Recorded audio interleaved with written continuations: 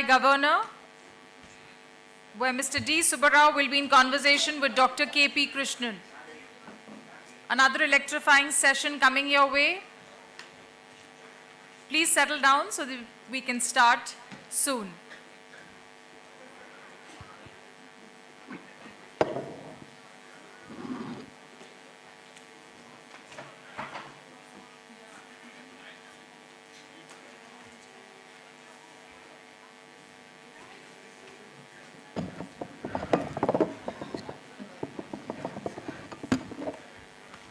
Our next session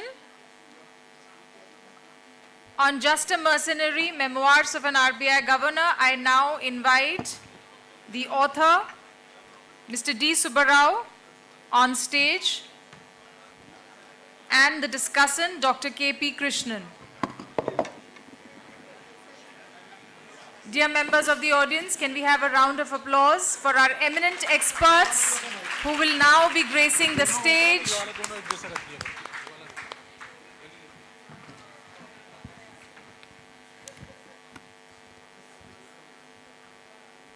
And it's a moment of great pride for us because we will also witness the Central India launch of Mr. Subbarao's book, Just a Mercenary.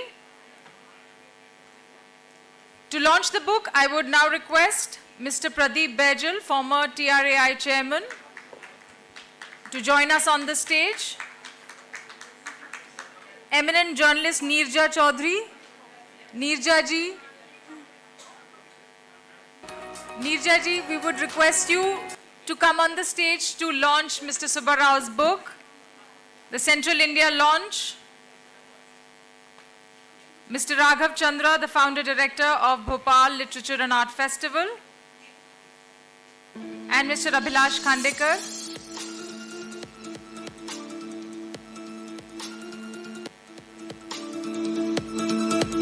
The Central India launch of Just a Mercenary, Memoirs of former RBI Governor, Mr. D. Subbarao.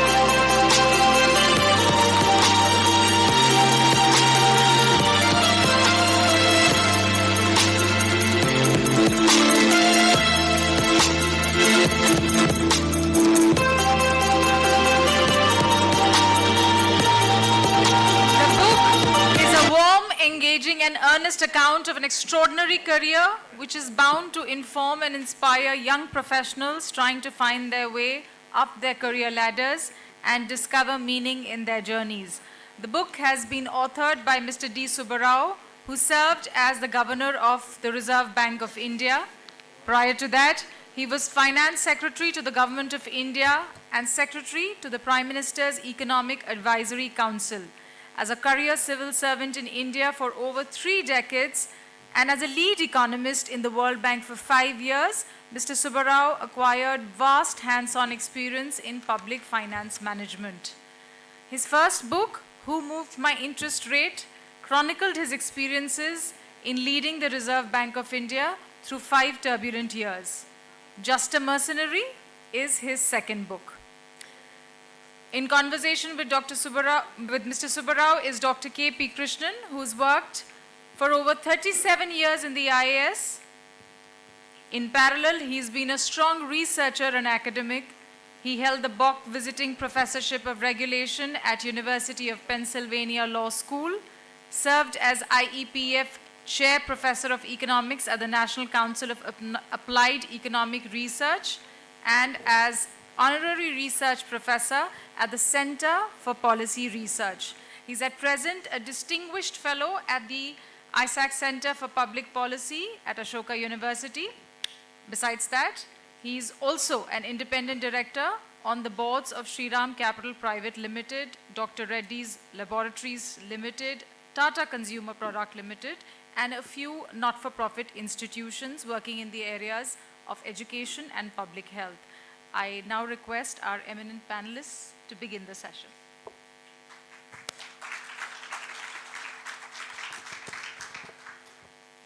Thank you very much, Parul. I think you left out one important part, which is I was his joint secretary in the Government of India.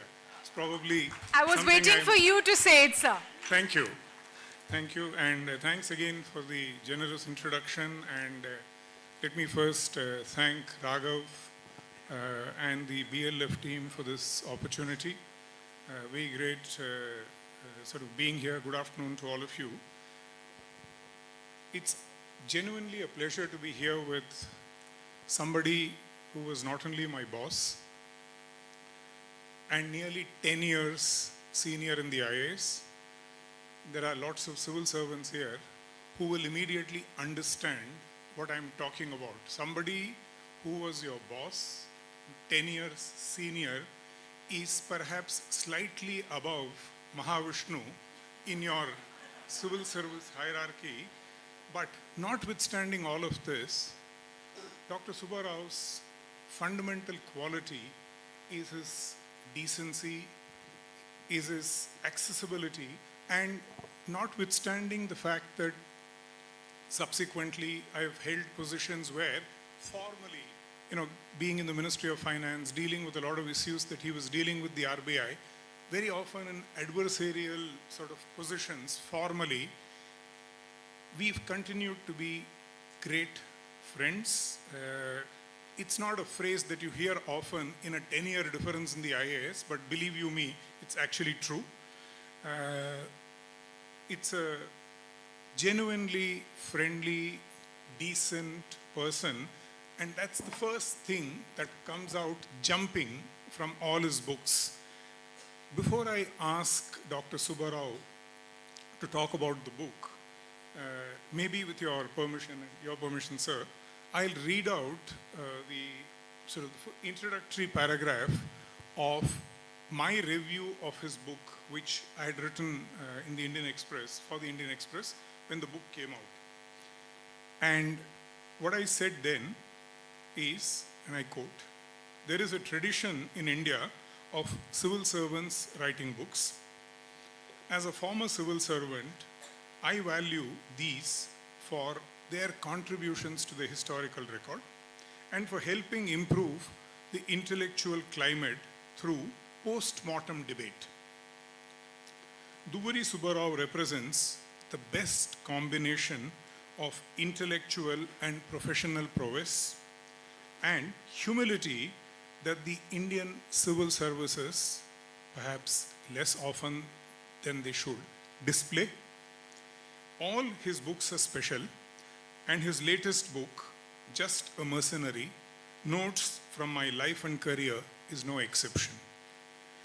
With that little background, sir, can I ask you, you actually spend a lot of time explaining that this book is not a memoir, but it's sort of notes from my life and career. Can you elaborate a little on it? What exactly do you mean when you say it's not a memoir? And what is this category of notes from my life and career?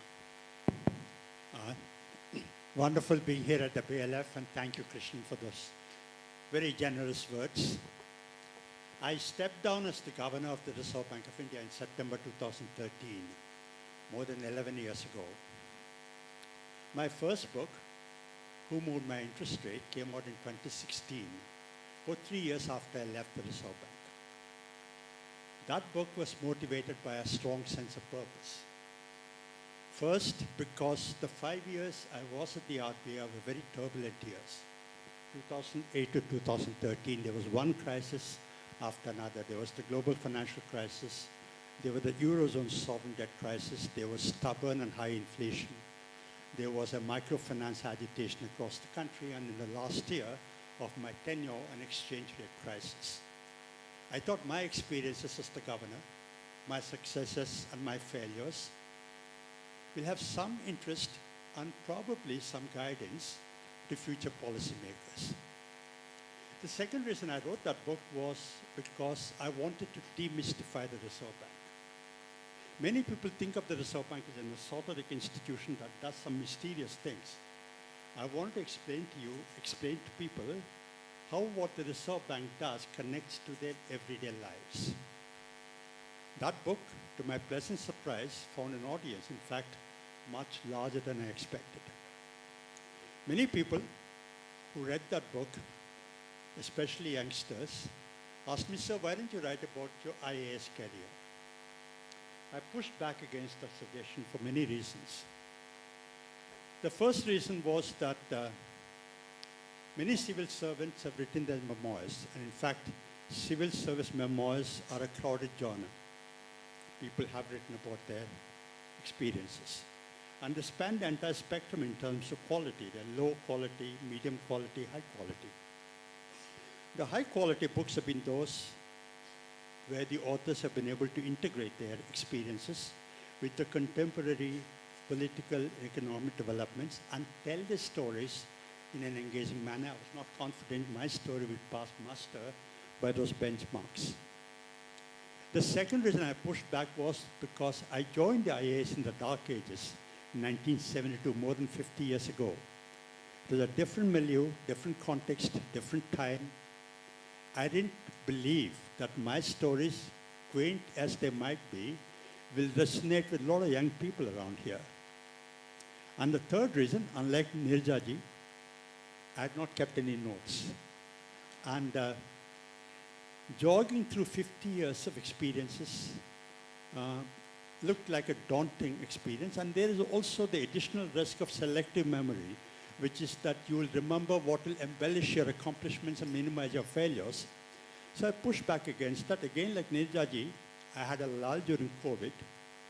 So I started writing more as notes to myself.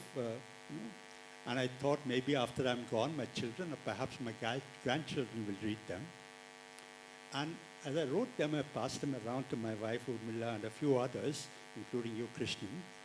And many people encouraged me to bite the bullet and write the book, and that's how this book came about. The reason I called it Notes rather than Memoirs, Notes from My Life and Career, is precisely because I didn't have an overarching theme. There was no comprehensive framework. I recalled experiences on the go, and that's how I wrote it. But one thing, notes or memoirs, the hero of a book like this, by definition, is the author. So these stories are mine. I'm part of the stories, but I try to be as objective as possible, write about my experiences, my challenges, my constraints, my dilemmas, rather than about me. I try to introspect on my mistakes, try to reflect on my misdeeds. And if there is some lingering vanity, I hope the readers would indulge me. That's how this book came about. Thank you. Thank you, sir. Let me go into some of the specifics in the book. As, in fact, Nirjaji said, she'd perhaps spoken to a lot of the youngsters here, and perhaps there are a lot of young people here hoping to join the civil service, join the IAS. You write about your famous UPSC interview, including the journey into Delhi and the disastrous attempt at getting into a DTC bus, auto, etc., etc. But more about the content of the interview itself, how it started off absolutely disastrously, and fortunately, as the interview progressed, the quality becomes better, and it covers actually an enormous canvas. You comparison of two IITs, Nixon's China visit, Indira Gandhi's style of functioning, etc., etc. I don't want to steal the thunder, but would you elaborate a little on the interview, but much more interesting, what are the sort of big life lessons that you draw from that experience? Just for give you a time context, my interview was in the dark ages more than 50 years ago, in 1972. I was still studying in IIT Kanpur. I got a call for the interview. I took an overnight train and went to Delhi. The last week of February, I arrived in Delhi at about 5 o'clock in the morning. I went to my friend's house in Arkepuram, changed, showered, pressed my newly made suit, wore it. My friend's mother gave me breakfast. I had it. I was ready by about 8 o'clock. And then my father, who was in Andhra Pradesh, kept writing me letters. The letters were the only way of communication at that time. So he kept writing me letters, no, take a taxi today to go to the UPSC. He was very anxious that I must arrive in good shape. I'd been to Delhi several times, lived there. I've never traveled beyond the bus, DTC buses at that time. So first time in my life, I was wearing a new suit, sitting in a taxi for the first time in my life. I arrived at UPSC by 8:40 in good time. The staff checked my papers, waited there at about 9:05 or 9:10. I was in front of the committee.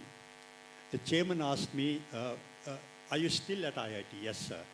When did you come? This morning, sir. When will you finish at IIT? In another 2 months, sir. Then he nodded to another member, and that member said, do you read newspapers, Mr. Subbarao? Yes, sir. Which newspaper? The Statesman, sir. Okay, tell me, what was the headline in today's Statesman? I was flustered because I had not seen that day's newspaper. You know, Delhi that time, even last week of February, used to be dark, dreary, it was drizzling at that time. The chairman came to my rescue and said, he came by train overnight, he must have been preparing for the interview, he didn't have time. I'm sure you didn't look at the paper today, why do you ask him? Okay? So with a wry smile on his face, that member said, okay, tell me, did you read yesterday's newspaper? Yes, sir. What is the front page picture on the Statesman? These days, if I see a newspaper, I forget in 15 seconds. But those days I was younger, I remember it is, sir, it's Muslims celebrating Muharram. Celebrating? Is Muharram a festival to celebrate? So I was flustered for a second time in 1 minute. And the interview by which I've set so much store was completely dissolving in front of me.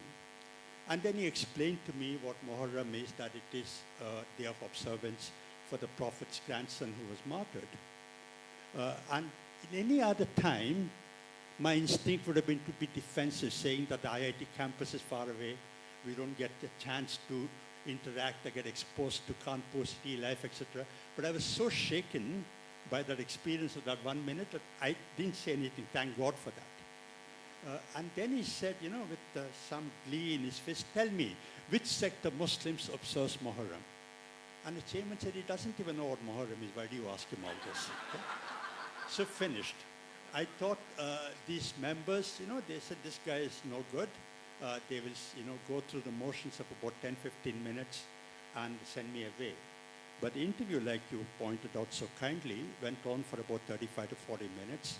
We talked about a lot of things, including comparison between two IITs I went to, IIT Kharagpur and Kanpur. Mrs. Gandhi's style of functioning, she figured so much in the earlier session. Mrs. Gandhi's style of functioning and her hegemony over the states. Farming, comparison of farming in AP and in Punjab. Nixon's China visit. Also, the philosophical implications of quantum mechanics and Heisenberg's uncertainty principle. And I went on to score the second highest marks in the interview in that year. But the quality of the interview improved, and one of the lessons I took away from that, and several times over my life and career, that came back to me, that initial setbacks are common. And it's important not to be discouraged by them, because career and lives are long haul. They're not sprints. So setbacks are common for everyone. Setbacks are inevitable. But remember that you got to fight for the long haul. That's the lesson I learned from that. Thank you, sir. That's fascinating. If I can just add an sort of extra element, the element of chance. A lot of us conclude that we are where we are because we are God's gifts to mankind. The element of chance in life, and with your permission, sir, I just want to recount, not so in the dark ages, a good maybe 25, 30 years later, when I went for my interview, after the preliminary good morning, etc., the chairman, as you said, handed me to the next member who said, if I give you a free airline ticket, which is the city that you would like to fly to? Pat, Tel Aviv. He said, but what makes you think I'm giving you a foreign ticket? I've just given you a domestic ticket. Where will you land? So I said, Itanagar. And he stumped me, saying Itanagar doesn't have an airport. I said, yeah, but you wanted me to state which is the sort of city I'd like to land in. The city I'd like to land in is Itanagar. It's sad. I mean, Itanagar doesn't have an airport. The rest of my interview was on Arunachal Pradesh, tribals, Warrior Elwyn, and fortunately, it was an area of interest, and the rest is truly history and gotten, but so much for chance in one's life. One needs to be thankful for these great small opportunities. But so moving ahead in your career, you talk about your first posting in Parvatipuram, if I remember right, Vijayanagaram district, is it, sir? Yes. Then Srikakulam. Now it's a separate district. And it some of the conversations in the previous session where Pallavi spoke about her Bastar days, I'm reminded of that conversation when you describe the Naxalite movement, but the time that you land there, the Naxalite movement is sort of ebbing, and the government is now trying to win over the sort of the tribals there with reconstruction, a lot of developmental activities. And you then talk about the entire historical context, why tribals rose up and the explanation for extremism. And then you talk about the brash young IAS officer, namely you, in your early 20s, and who had the answers to everything. And I'm glad we were brash young officers who knew we had the answers to everything, because in the absence of which we wouldn't have done half the things that we did.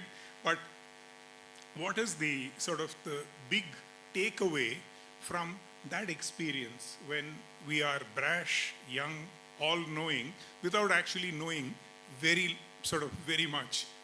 Big lessons for the youngsters here. Thank you. I was also brash and young at one time.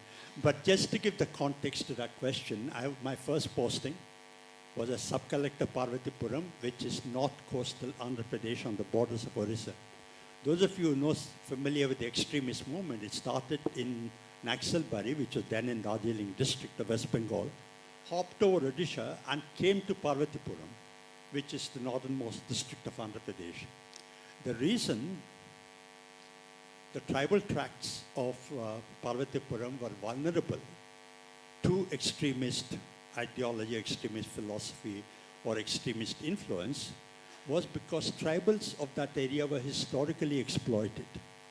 The lands were taken away because they'd taken loans from non-tribals, they wouldn't repay, so the land would be taken away. Some of them had become bonded labor.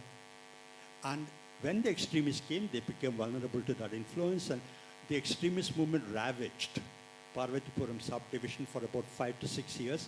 By the time I went there in the mid-1970s, the movement was ebbing, and we were in the reconstruction phase.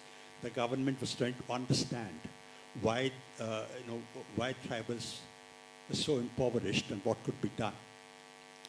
So after spending about 3 to 4 months there, it struck me, well, why were tribals so impoverished? Why were they exploited? No, because there was on the statute books what is called protective legislation. Protective legislation, for example, says that any transfer of land from a non-tribal to a tribal is invalid. Protective legislation says that any loan from a non-tribal to a tribal is invalid. Or tribal can come to the sub-collector or the collector and say, yes, I had taken a loan from this man, I mortgaged my land, now he's taken it away, I had not repaid the loan. The collector can, or the sub-collector can sign away and say that no, you don't have to repay the loan, the land goes back to you. If he says that I borrowed 500 rupees from this man. I had not repaid it. He's not denying the loan. He's saying I took the loan. I've not repaid it. Collector can write off the loan. So it's a very, very progressive legislation. It was not done by independent India. Dates back to 1848, British colonial time. But extraordinary for its clarity of purpose and simplicity of procedure. So I said, tribal shouldn't have been affected because there's such protective legislation on the statute books. So I said, okay, my predecessors neglected all this. Here I come, a big hero. I'm going to reform all this. So in the first 6 months of my tenure, I went from village to village, tribal hamlet to hamlet, evangelizing tribals about all this and say, petition to me, I'll write off your loans, I'll restore your land. And I said, I'll post my staff here. They'll write the petition. You just have to put your thumb impression or just sign it. I'll restore your land. I expected to be flooded with petitions. In the event, nothing happened, nothing. I had from lakhs of tribal population, maybe about half a dozen. I was intrigued, mystified, and even frustrated about why. And you know why? The reason tribals did not petition was because the non-tribal is their link to life. If a tribal had actually complained against a non-tribal, I borrowed money, please write off my loan, I would do it. And you'd be free. But the point is, no non-tribal would ever lend money, not only to him, but to the entire village. The entire village would be ostracized. And if the child falls ill at 2 o'clock in the morning, if they have to perform a funeral, if they have to celebrate a marriage, where's the money going to come from? From the non-tribal. So even though there is protective legislation, they could not seek protection under that legislation because of the circumstances. And then it occurred to me that we had to do other things, provide them alternate sources of loaning or whatever. But I did not understand that. I thought I was a big hero, brash and young. I thought I could solve the problem just by signing off. So that's one of the big lessons I learned, that, make haste slowly. Don't jump into things. What do they call it in Latin? Festina lente. Make haste slowly. That's what I learned. Thank you, sir. That's an interesting sort of take. I have once related to you a similar experience. Karnataka had a similar legislation. I think most states do. And in Karnataka, it's called the Prevention of Transfer of Certain Lands. And in this case, it was lands granted to scheduled castes and scheduled tribes were, if they were sold, they were void ab initio. So it is as if the sale didn't take place. And exactly like you, 85 to 87, one went around restoring a lot of those lands. My experience was slightly different. After one of those orders where a big land piece had been restored, I was walking home, subdivisions are small towns, and I saw the landlord, quote unquote, and the person who had been divested of the land, the original grantee and the person who had been divested, sitting together in the cafeteria, the equivalent of a cafeteria, a small cafe, and doing deals. Now, since I was earlier in court in my black coat and looking formal, they probably didn't recognize me. I just hung around and I saw them redo the transaction, settle the land at a higher price. So much for our own notions of law-imposed justice. So maybe there is the part that you don't say in the book, namely absence of a framework, is something we need to come back to in terms of these larger notions of state-imposed justice and ground reality. Do you want to react quickly to this? I do indeed, because in the earlier session we were talking about decision-making at a very high level. And today, just now we're talking about decision-making at the grassroots level, as low as you can go. And I believe the social engineering cannot be done just by legislation or by some decisions. Social engineering takes time, and that needs support from the people, support from the administrators, and understanding from the larger society. It cannot be done just by orders and by law. Thank you for that, sir. Sir, let me now jump into a topic which is very different from your Parvatipuram days. This is something as heady as Arak. It's an interesting chapter. Those of you who've not read the book, please look at chapter 8 of the book. And that's the chapter where Dr. Subbarao describes what he actually thinks was one of his most interesting jobs in life, namely officer in charge of Arak bottling. In fact, the chapter starts with the fact that you were intrigued by the designation OSD. Now, those of you who are not familiar with government would not know that very often the pejorative context is officer in search of duty. Because somebody has become unhappy with you because of what you did in job X and sort of decides to move you, and you are formally called officer on special duty. In reality, it is an officer in search of duty. And Dr. Subbarao's context is somewhat similar. He's surprised after 3 years in a glamorous job in Industrial Investment Corporation, he's moved as OSD and in charge of what? In charge of Daru, Arak bottling.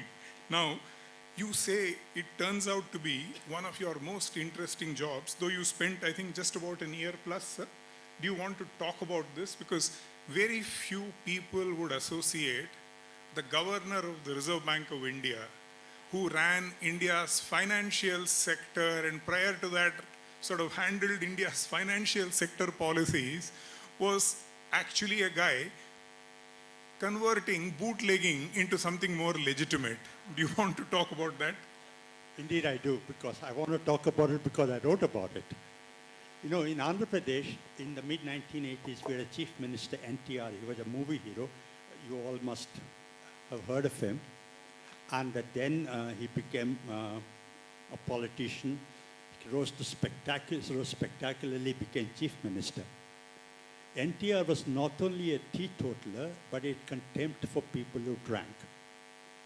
And he was paid by thousands of people who were dying because they were drinking adulterated liquor. He wanted to impose total prohibition. And the finance department, I wasn't in the finance department at that time, pushed back and said, scared him, saying, sir, if you impose prohibition, tax on alcohol is our highest source of revenue. If we forego that, we sacrifice that, we can't do your other welfare scheme, your flagship schemes. And they also said, you want industries to come, industrialists won't come unless, they're able to have a good society, a good life, and being able to drink is part of that. NTR suspected all that. He didn't believe it. He used to ask, how come Gujarat, one of the most industrialized states in the country, has prohibition, So, but anyway, in his first term, he acquiesced in that. And he said, okay, if I can't impose total prohibition, I'm going to at least ensure that my people do not die of drinking adulterated liquor. And a decision was taken. NTR used to have his meetings at 4:30 in the morning. So at 4:30 in the morning, a decision was taken that they would set up, the government would set up bottling plants for bottling liquor in every district of the state. And that would be done in about 8 months' time. And they also decided right there that Subbarao would be posted. So by 10 o'clock, when I went to the office, I got an order from the Chief Secretary's office by special messenger, which is very unusual, saying that you're posted as officer on special duty. I didn't know what for, officer on special duty. What special duty, what it was, sounded very mystical, very mysterious. And get relieved from your present job and see the Chief Secretary this afternoon at 3 p.m. Also. That also doesn't happen. So I went through all that. And then I realized that I was officer on special duty for setting up these plants, for bottling liquor. My first reaction was, why me? There are 250 IAS officers in the state. Why did they pick on me? I had shown no flair for any project management, much less for bottling liquor. And, you see this, every year IAS results come and the toppers are interviewed. Why do you want to join the IAS? I want to join the IAS and change the world. And here I've joined the IAS and I'm changing the world by bottling liquor. Huh? And then, you go to a party, you go to a wedding in the family, you go to a family function, people will ask you, what are you doing? I'm bottling liquor. And I was quite an ambitious fellow. And I said, okay, I want to go up the civil service ladder.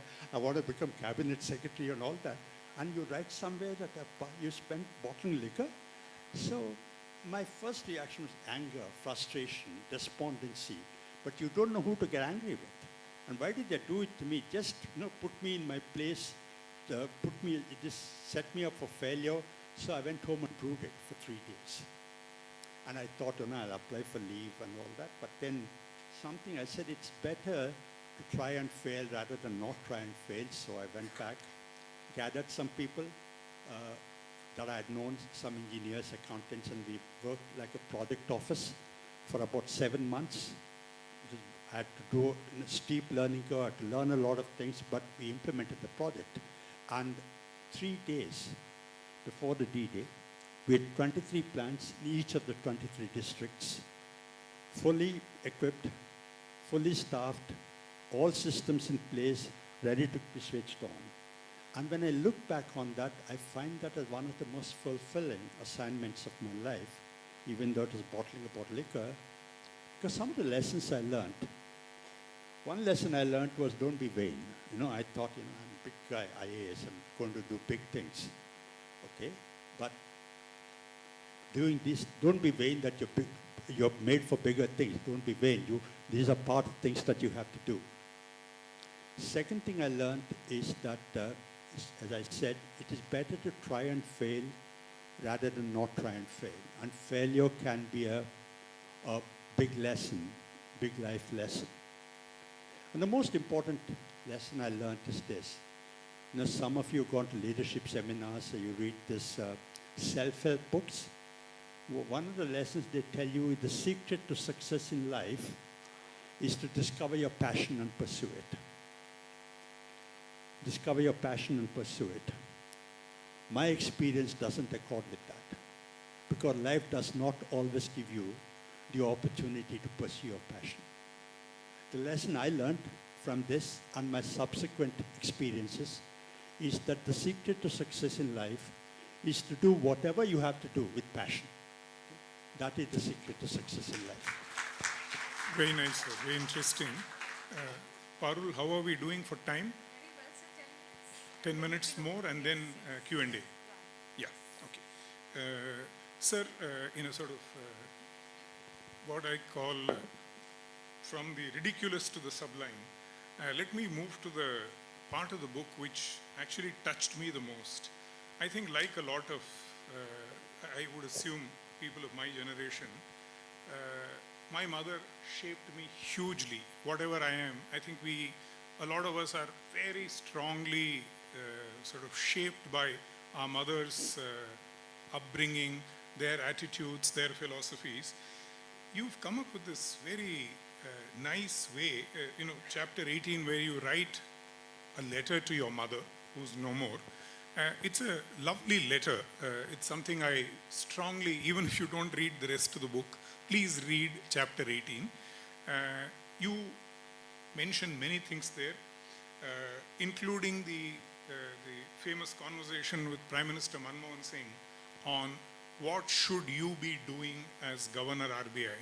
Do you want to talk about that chapter, the letter to your mother, and specifically also about, sort of it segues nicely into your RBI-related experiences? Thank you. My mother was married when she was 12. She was not educated beyond the primary school. Much of what she learned was through life. In fact, I'm from Andhra Pradesh. And Andhra Pradesh, 12 years, you can't marry a girl. It's against child marriage. So my grandfather took her to Pondicherry and got them married there under the French law at that time. Okay. So my mother was married as a child. And the last chapter was about a letter to my mother, who is no more. And I write about some of the leadership lessons I learned through my life and career. And the one KP is referring to is my conversation with Prime Minister Manmohan Singh when I was appointed governor in September 2008. I was then Finance Secretary to Government of India. The Prime Minister knew me. He saw me in several meetings and conferences, etc. He knew me. So when I was appointed governor, I sought an appointment with him to thank him for the confidence he reposed in me and for appointing me. So I went to his office in South Block, 11 o'clock in the morning, just the two of us. It was a brief meeting, just about 15 minutes. And we talked about macroeconomic issues. We talked about living in Mumbai and living in Delhi. We talked about finance ministry. And after about 10 minutes of this conversation, I said, sir, you were governor RBI yourself. Do you have any advice for me? Dr. Manmohan Singh is a man of few words, very humble person. He demurred and said, Subbarao, what advice can I give you? You've been in the RBIs, you've seen the country much more than I have. You worked at the state level, you've been finance secretary, you know, and you've been on the board of the RBI, you're familiar with the RBI. So do whatever you think is best for the economy. I'm sure you'll do well. So the conversation for another 3-4 minutes, and then I got up to take leave of him. And gracious as he was, as I got up, he got up himself, he walked around his table, and as I walked to the door, he escorted me to the door. And then as the door was half open, he put his hand on my shoulder and said, Subbarao, you asked for my advice. I thought I'll give you one advice. I said, yes, sir. Then he said, look, you're going from the real world into the RBI, that air-conditioned tower in Mumbai. RBI does very important things. But there is a risk that once you go into the RBI, you'll get lost in all the numbers like credit growth, money supply, interest rate, inflation rate, exchange rate, that you will forget that there are real people behind those numbers. So I thanked him, and then I exited his office, and within 20-25 seconds of leaving his office, that advice went out of my head. Because there were so many things I had to take care of, in that abrupt movement from Delhi to Mumbai, that I was so clouded by all those concerns, this advice I forgot. But when I started working in the RBI, in the first 6 months, I realized the import of the PM's advice. And I'm telling you, today is this 2nd of February, 5th of February, 3 days from now, is the RBI policy review. You know what the RBI should be doing? Today is Sunday. Maybe they're doing it today, but certainly tomorrow and day after.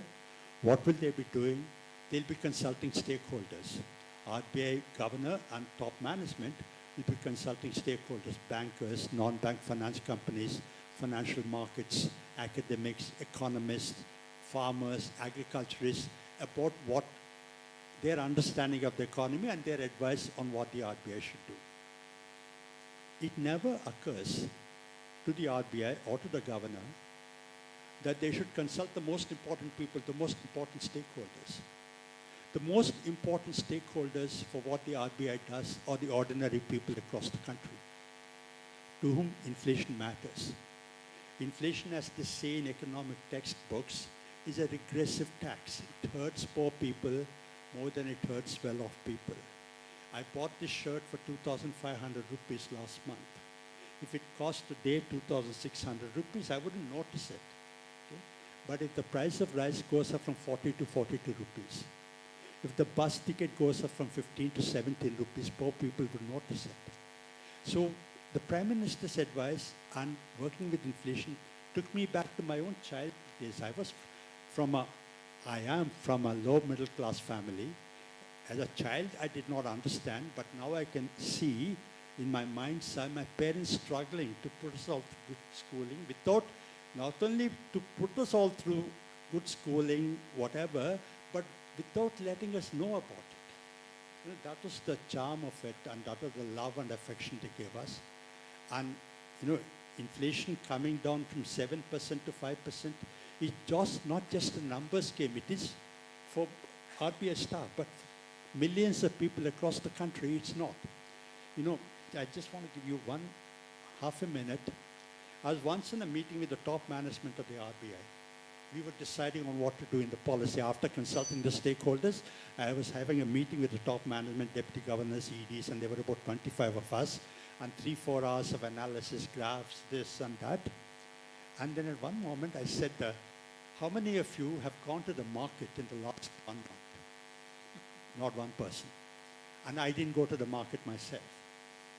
So these management of the RBI, which is deciding on inflation, had no experience of prices in the market.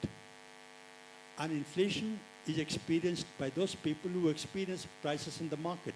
You go and buy every day, buy fruit, vegetables, groceries, or travel by bus or train. They understand. So that is the import of the PM's advice that I understand. Sir, it's nice that you, in fact, I want to quote from the book. The exact words of Prime Minister Manmohan Singh to you were, remember, behind the numbers, there are people. Keep your ear close to the ground. In a way, it ties in very nicely with what the previous session said, where Nirjaji brought out, and that's the experience of all of us, Pallavi, Ajay, us, me, Raghav, notwithstanding all these notions about evil politicians, etc., at the core, the strong element of public interest that actually drives a lot of our politicians is something positive that I want to draw from your last answer, sir. So we now should open up for questions, and then at the end of it, a few rapid fire, like the previous one, and then we conclude, Yes, right? that's perfect. Yeah. You can have the rapid fire now also and then open it to the Okay. So, whichever way you like. yeah. So, should we do rapid fire, one more question, and then open up, sir? Okay. So, then, sir, why don't we start with explaining the title? In fact, in my conversation with you, when you sent me the draft, I said, yes, bulk of us are mercenaries. Would you like to explain why did you call this book? It's a rather unusual title for somebody who's held such high, quote-unquote, public interest positions. Yeah, thank you. I considered a few other suggestions before I decided on this one. Just a mercenary.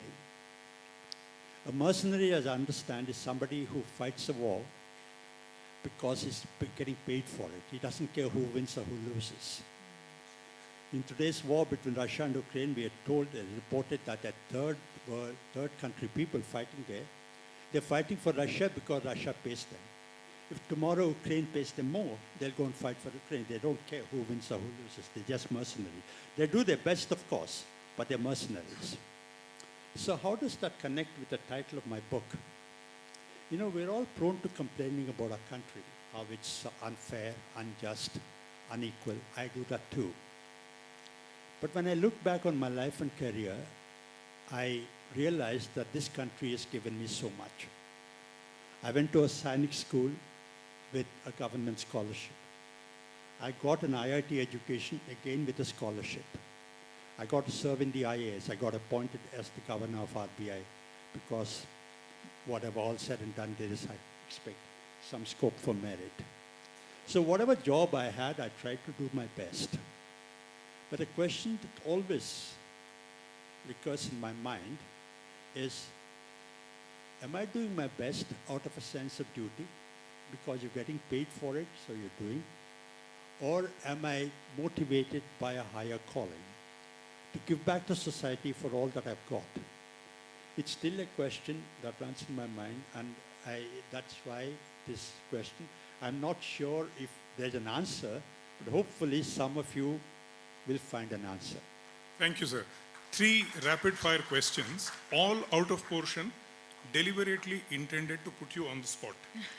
Other than you, who's the best governor of RBI that India had till now?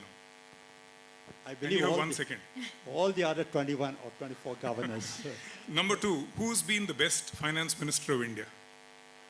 I believe all the finance ministers. Don't put me in a spot. Sir, Yeah. the third one, you have to answer with a name, and it's an easy question.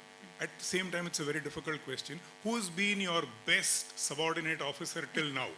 K P Krishnan. Thank you.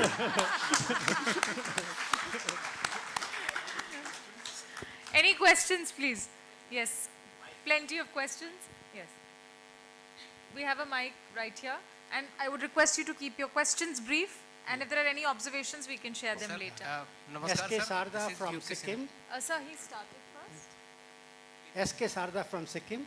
Respected Governor Sahab, I have a question that during your time, the country had suffered financial problems, exchange problems, inflation problems, and other problems. So that during those stress days, how you recovered from that stress?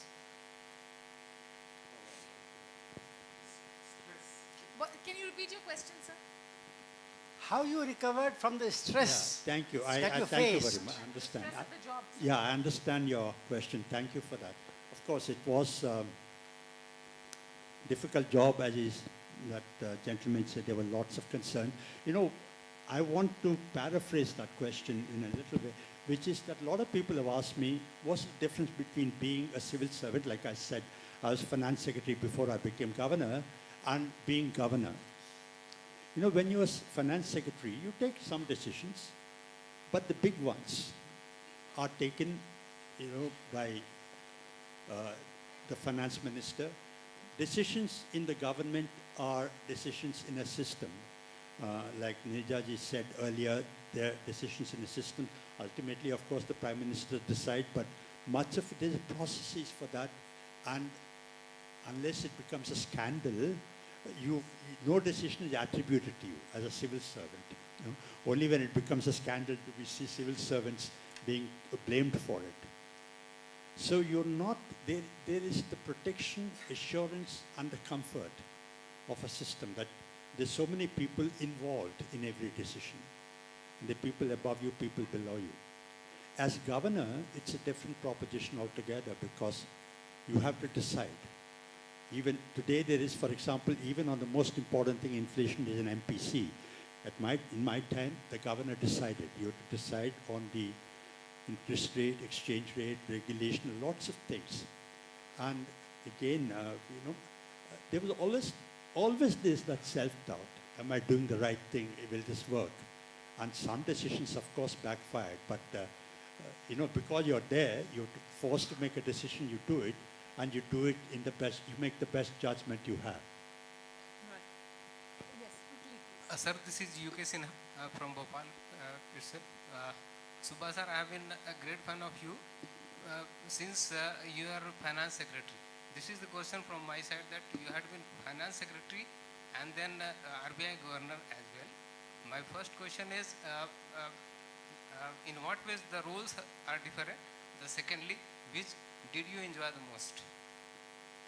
What was the difference? Yes, Difference of the rules. Yeah, difference I explained just now in terms of decision making.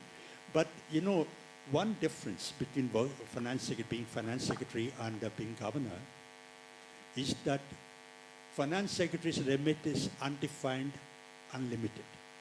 Okay? There is no issue that the finance secretary is not involved in. That's the nature of a finance job. Okay, so in Delhi, it was possibly the busiest job I had. I used to go to the office on weekends, try and keep my desk free so that Monday morning I used to come with, thinking that I would attend to all this. Within the first 5 minutes, your schedule has gone haywire because there 25 other things started compounding on you.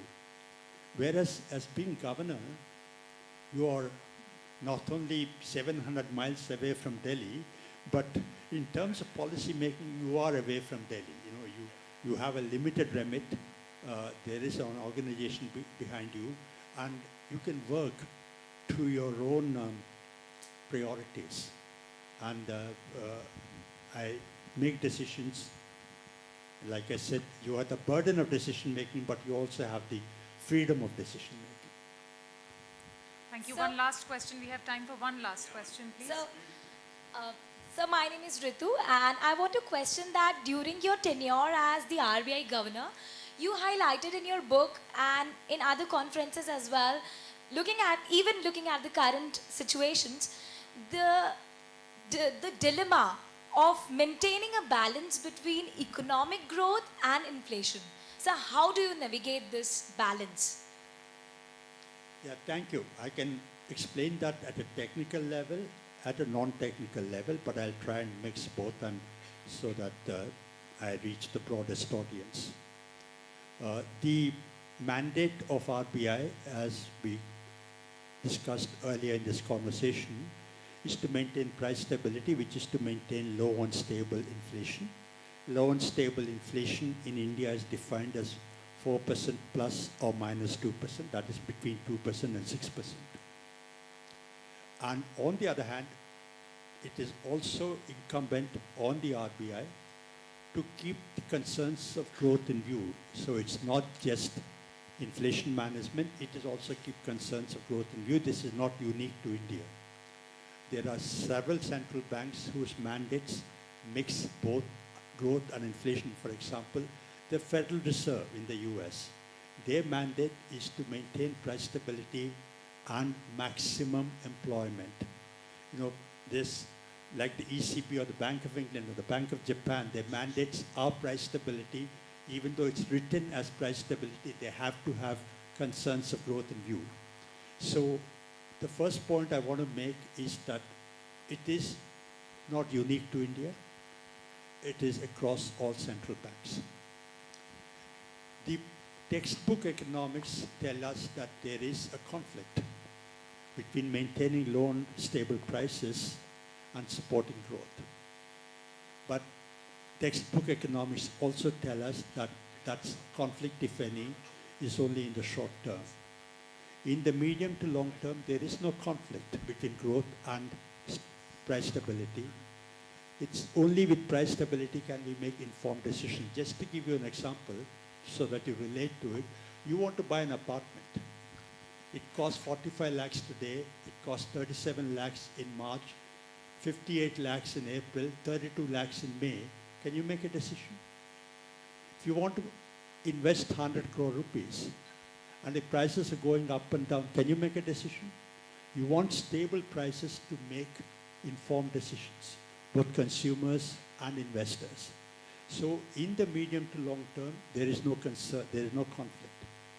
In the short term, there might be conflict, and that is why you have a central bank at an arm's length from the government to decide apolitically, decide objectively on this tension between growth and inflation. And I believe that we are doing quite well on that, both the government and the RBI.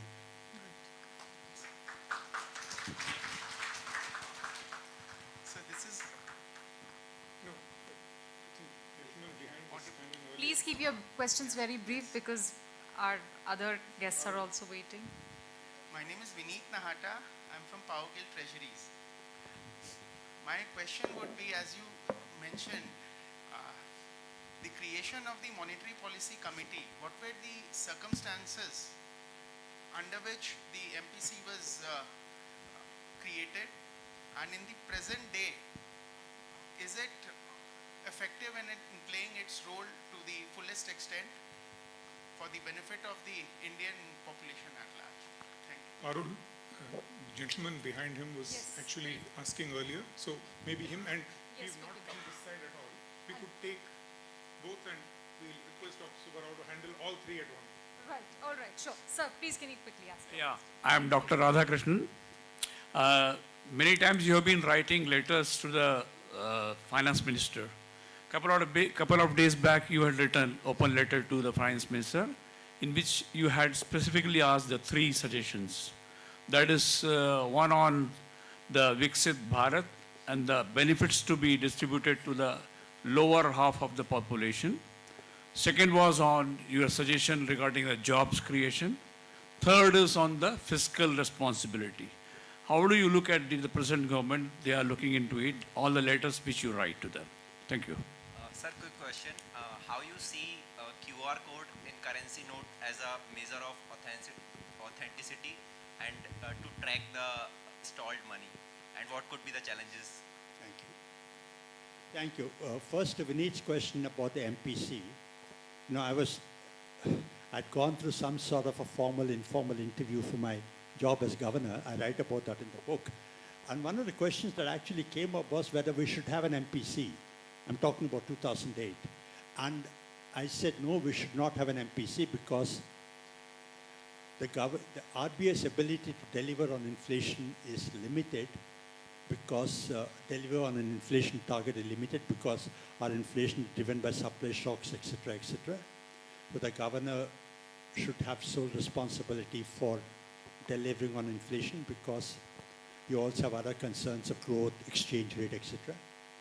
But then times have changed. In about 5 years, Dr. Raghuram Rajan had come, inflation targeting and MPC had become acceptable even in India.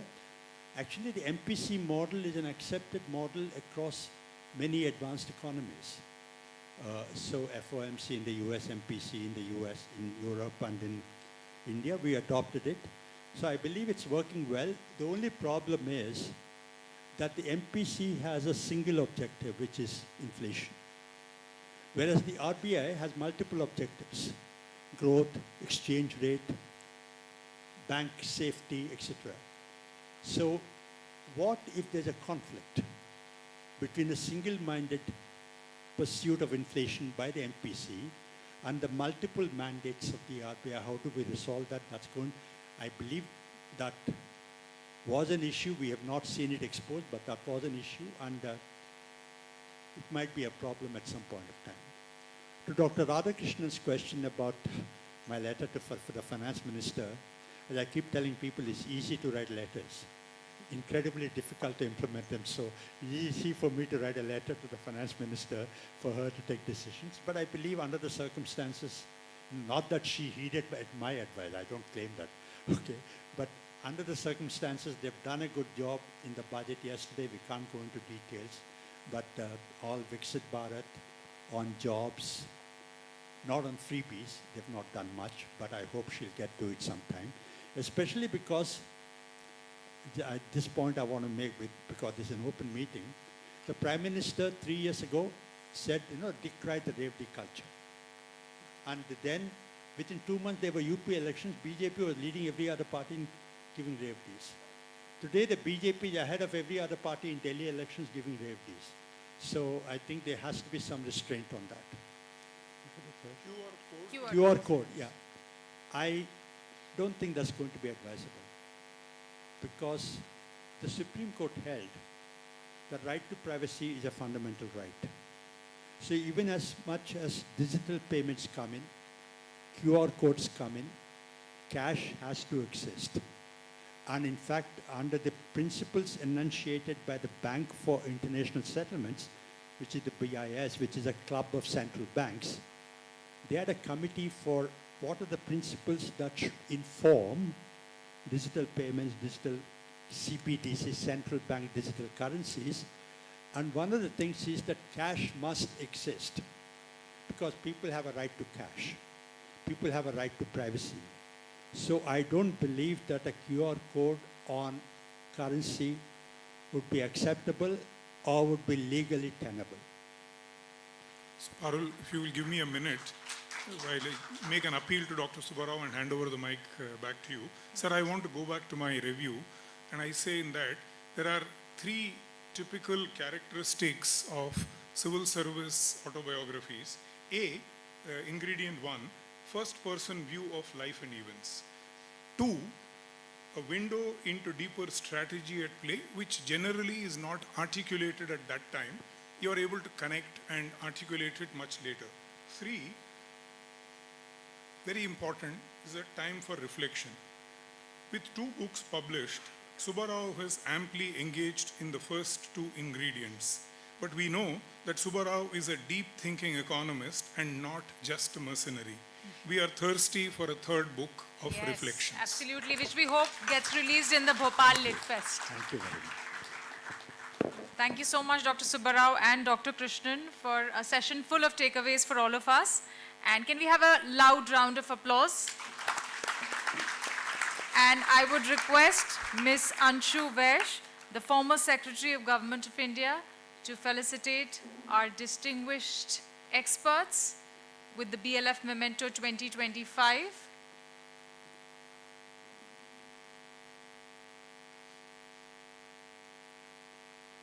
The BLF Memento, ladies and gentlemen, is an artwork designed by Padma Shri Bhuri Bai ji. which talks about the interconnectedness between nature, earth, and human beings.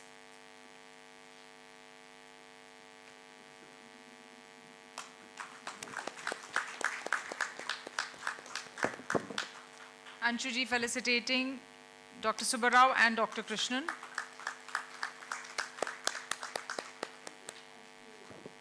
Thank you. I want to say that Anshu has been a long-time friend of mine, so it's how my wonderful. privilege to be felicitated by her. Oh, excellent. And I also want to acknowledge two of my batchmates, Anita and Badal Das, who are here. I've not met them for a long time, my batchmates from the MP cadre. Thank you. And Dr. Subbarao, do you also have a question for the audience? Krishnan has several. Okay. One question which will get you a book, a prize.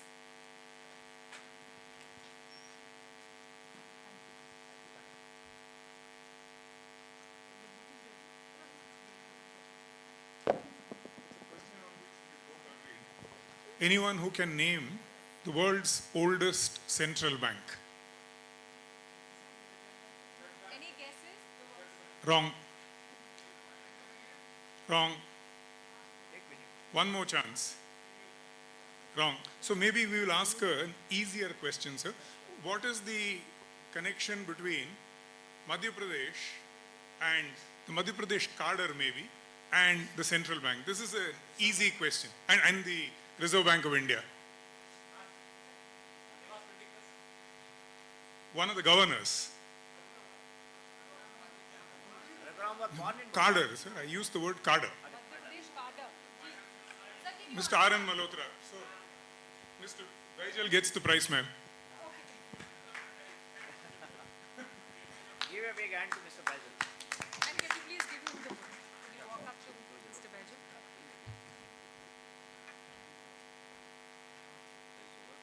Thank you so much. We break for lunch now and we meet in 20 minutes because we are running against time, running behind schedule. So we will see you soon with another book launch and another session, power-packed session.